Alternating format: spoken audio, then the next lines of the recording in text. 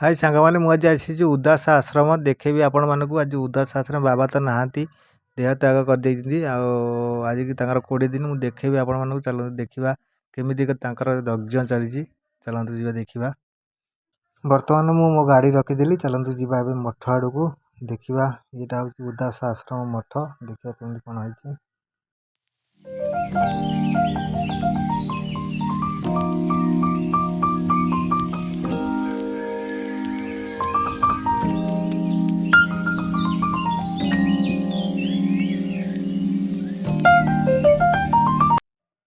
ଏଇଠି ଯଜ୍ଞ ହେଉଛି। ଏଇଟା ହେଉଛି ଉଦାସ ଆଶ୍ରମ ମଠ। ଆଉ ବାବାଙ୍କର ଯଜ୍ଞ ଚାଲିଛି। ଆଉ ଦେଖନ୍ତୁ ସବୁ ଭକ୍ତମାନେ ସବୁ ଆସିଛନ୍ତି। ଯେ ସବୁ ମାନେ ଯେଉଁମାନେ ଦୀକ୍ଷା ନେଇଛନ୍ତି ସେମାନେ ସବୁ ଆସିଛନ୍ତି। ପୁରା ଟେଣ୍ଟ ଫେଣ୍ଟ ହେଇଯାଇଛି। ଆଉ ବାବାଙ୍କର ଆଜି ହେଉଛି 20 ଦିନ। ଆଉ ଏଇଟା ହେଉଛି ପୁରା ମଠ ଭିତରେ ସବୁ ଇଏ ତାର ପୋଷ୍ଟର ବାବାଙ୍କର ସବୁ ଲଗା ହେଇଛି। ଏଠି ଭକ୍ତମାନେ ସବୁ ବସିଛନ୍ତି। ଏଠି ବାବାଙ୍କର ଫଟୋ, ତାଙ୍କର ପୂଜା ହେଉଛି। ବାବା ତ ଏ ଦୁନିଆରେ ଆଉ ନାହାନ୍ତି, ତାଙ୍କର ଫଟୋ ରଖିକିରି ପୂଜା କରୁଛନ୍ତି ଭିତରେ। ଆଉ ଦେଖନ୍ତୁ ଏ ତ ଦେଖାଯାଉନି, ଭକ୍ତଙ୍କର ଭିଡ଼ ପ୍ରବଳ, ଦେଖାଯାଉନି। ଯିବା ଆଗକୁ ଦେଖେଇବି, ଆପଣମାନଙ୍କୁ ଦେଖେଇବି କେମିତି କ'ଣ ତାଙ୍କର ଫଟୋ ରଖି ପୂଜା କରାଯାଉଛି। ଆଉ ଏଠି ତ ସବୁ ଫଟୋ ଲାଗିଛି। ଏଠି ବହି ବିକ୍ରି ହେଉଛି, ଏସବୁ ବିକ୍ରି ହେଉଛି। ଦେଖନ୍ତୁ କେତେ ଭକ୍ତଙ୍କର ଲାଗିଛି, ତାଙ୍କର ଭିଡ଼। ଏସବୁ ତାଙ୍କର ଦୀକ୍ଷା ନେଇ ଭକ୍ତ ସବୁ। ଆଉ ଏଠି ବି ଦେଖାଯାଉନି, ଜୁମ୍ କଲେ ଦେଖାଯାଉନି। ଆଗକୁ ଟିକେ ଯିବା ଦେଖିବା। କେତେ ସାରା ଭକ୍ତ ଆସିଛନ୍ତି ବାବାଙ୍କୁ ଦର୍ଶନ କରିବେ ବୋଲି, କିନ୍ତୁ ବାବା ତ ନାହାନ୍ତି। ତାଙ୍କ ଫଟୋ ପାଖରେ ଦର୍ଶନ। ଦେଖନ୍ତୁ ବାବାଙ୍କର ଇଏ ହେଉଛି ଆସ୍ଥାନ କରିକି ଫଟୋ ରଖିଛନ୍ତି। ଏଇଟା ହେଉଛି ତାଙ୍କର ଆସ୍ଥାନ। ଦେଖଉଛି, ଆପଣ ଜୁମ୍ କରି ଦେଖଉଛି। ଦେଖନ୍ତୁ ଏ ଉଦାସ ଆଶ୍ରମଙ୍କର ମେନ୍ ବାବା ଇଏ, ଯିଏ ଦେହ ତ୍ୟାଗ କଲେ।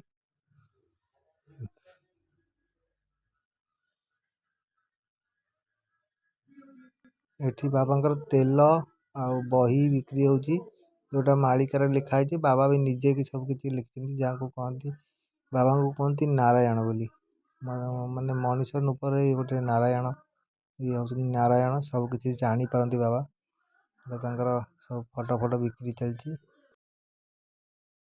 ଏଠି ସବୁ ସାଧୁ ସନ୍ଥ ମାନେ ବସିଛନ୍ତି ଆସିକି। ତାଙ୍କର ବାବାଙ୍କ ପରେ ଯିଏ ଅଛନ୍ତି ସବୁ ସେମାନେ ଆସି ବସିଛନ୍ତି। ଏଠି ବାବାଙ୍କର ଗୋଟେ ଫଟୋ ଥୁଆ ହେଇଛି। ଆଉ ଏଇଟା ମନ୍ଦିର ବାବାଙ୍କର। ଏଇଟା ହେଉଛି ମନ୍ଦିର। ଆ ଭିତରେ ଠାକୁର ଅଛନ୍ତି ମନ୍ଦିର ଭିତରେ। ଯିବା ପଛପଟକୁ ଦେଖିବା। ପଛପଟରେ ସବୁ ମାନେ ତାଙ୍କର ଗୁମ୍ଫା ଅଛି, ଯେଉଁଠି ମାନେ ବସି ଧ୍ୟାନ କରନ୍ତି। ଆଉ ଏଇଟା ହେଉଛି ମନ୍ଦିର। ଦେଖନ୍ତୁ କେତେ ବଢ଼ିଆ ମନ୍ଦିରଟେ ହେଇଛି।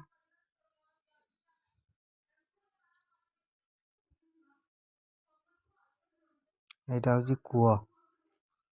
ଆର ଗଭୀର ଏତେ ଯେ ମାନେ ପୁରା ତଳ ଦେଖାଯିବ।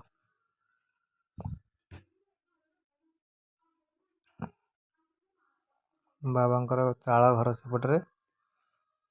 ଆଉ ଏ ଚାଳ ଘରେ ରହନ୍ତି। ଆଉ ଇଏ ତାଙ୍କ ହେଉଛି, ଏଇଟା ହେଉଛି ତାଙ୍କର ମାନେ ଧ୍ୟାନ କରିବାର ଜାଗା, ଯେଉଁଟା କହନ୍ତି ଗୁମ୍ଫା।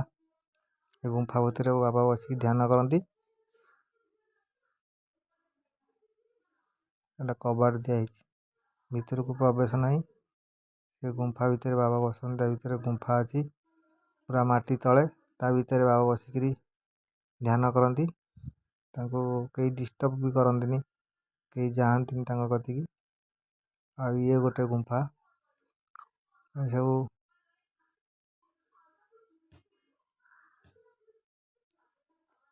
ଗୁମ୍ଫା।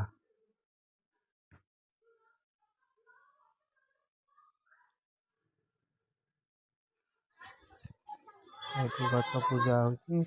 ବାବାଙ୍କର ଆ ଭିତରେ ଅଛି ଆସ୍ଥାନ। ଏବେ ଯିବା ଖାଇବା ଆଡ଼କୁ ଯିବା।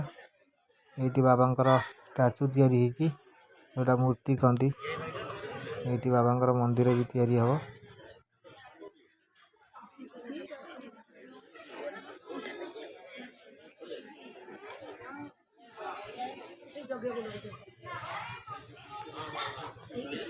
ଭକ୍ତମାନେ ସବୁ ଆସିଛନ୍ତି, ଭକ୍ତମାନେ କାନ୍ଦୁଛନ୍ତି ବାବାଙ୍କ ପାଇଁ। ଆଉ ଏଠି ତାଙ୍କର ଗୋରୁ ପ୍ରାୟ 30-40 ଗୋରୁ ଅଛନ୍ତି, ଅଧେ ଭିତରେ ଅଛନ୍ତି, ଆଉ ଏସବୁ ବାହାରେ ବନ୍ଧା ହେଇଛନ୍ତି। ବାବାଙ୍କର ଏଠି ଆସ୍ଥାନ ପୂଜା ଚାଲିଛି, ଲୋକମାନେ ବସିଛନ୍ତି ସବୁ ଖାଇବା ପାଇଁ। ଦେଖନ୍ତୁ କେତେ ଲୋକ ଆସିଛନ୍ତି ଖାଇବାକୁ। ପତ୍ର ଲାଗି ସାରିଲାଣି, ଏବେ ଖାଦ୍ୟ ଲାଗିବ। ସବୁ ଲୋକମାନେ ବସିଛନ୍ତି, କଦଳୀ ପତ୍ରରେ ଖାଇବେ।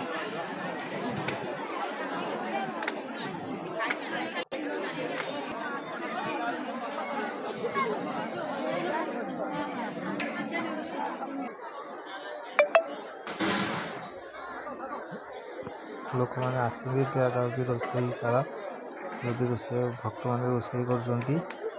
ସବୁ ଏଠି ଭକ୍ତମାନେ ଆସିକି କରନ୍ତି, ରୋଷେଇ କରନ୍ତି, ବାଣ୍ଟନ୍ତି, ସବୁ କରନ୍ତି। ଏଠି ରୋଷେଇଶାଳ, ଏଇଟା ରୋଷେଇ ଚାଲିଛି ତାଙ୍କର। ଲୋକମାନେ ଖାଇଲେଣି ସବୁ।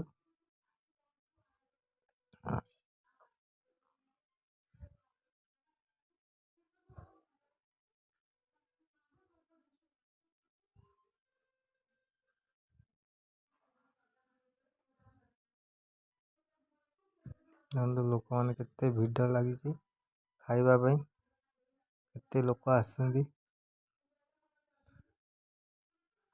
ଆଖପାଖରେ ଯେ 10ଟି ଗାଁ ଅଛି, ସମସ୍ତଙ୍କୁ ନିମନ୍ତ୍ରଣ ହେଇଥିଲା ଖାଇବା ପାଇଁ। ଏଠି 5 ଦିନ ହେଲା ଖାଉଛନ୍ତି, ପୁଣି କାଲି ବି ହବ, ଆସିବେ ଖାଇବେ।